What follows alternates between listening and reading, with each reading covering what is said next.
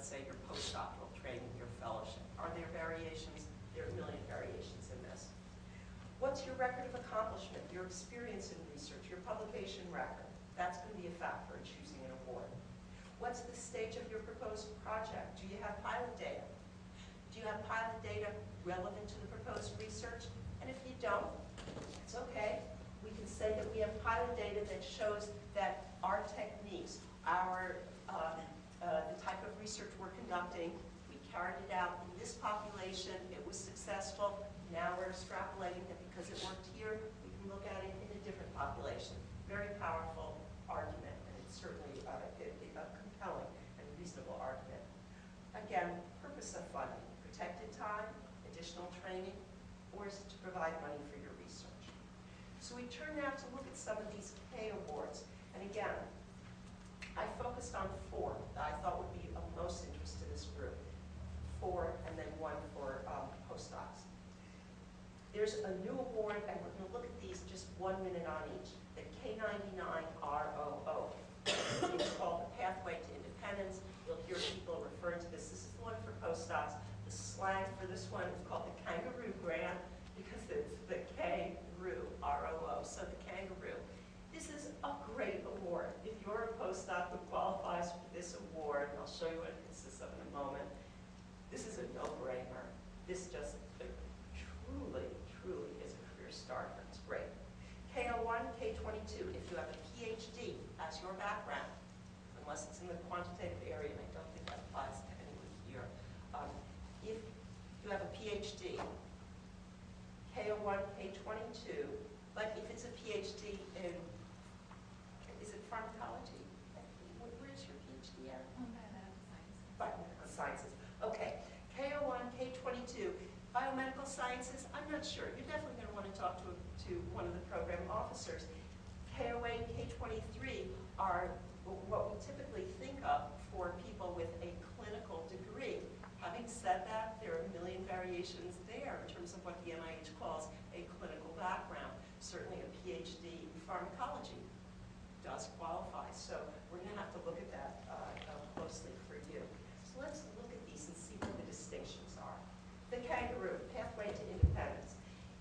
The easiest way to think of this grant, it's a 2-part grant.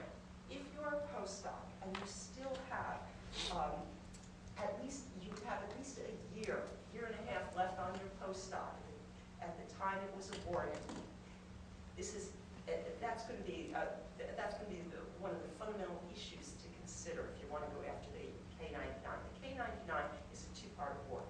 It funds the end of your postdoc, a year and a half, up to 2 years, at the end of your postdoc, and once you're done with that postdoc and get an offer as an independent first faculty position, then the award transitions into the independent faculty part of that award, the ROO, the independent research part, which is going to fund up to 3 years of research during your first faculty appointment.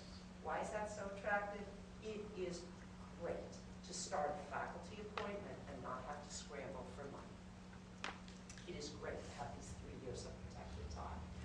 I give you the website for learning more about this particular award. But again, if you're a postdoc and you have a little bit of time left on the clock, this is the one you want to look at. It is an absolute no-brainer. People with a clinical background are eligible for this too. So if there's a clinical fellow, I actually think it's a smart thing to do as a clinical fellow, because most people who apply for this are PhDs. So if there are people in the group that you know, Dr. Brown, who are clinical fellows, I absolutely think it's the right way to go. If it's, can't beat this one for a career move. These K awards, let's talk about these for a minute. And at the top on the slides, I give you the website for learning more about these career development awards. The best way I know to think about these is that the K awards are sort of halfway between an individual fellowship and an independent research award. They provide you with 3 to 5 years of additional supervised research. So, supervised research, what does that mean? It means that the whole focus, the purpose of a K award is this. And how many are potentially beginning to think of a K award?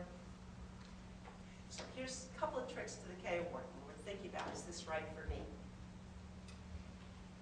As you're thinking about a K Award, one thing you want to do is you want to think of this, even though this is one award, it's not like the K99 ROO, this is a discrete award, but you know, in point of fact, in reality, how this K Award operates.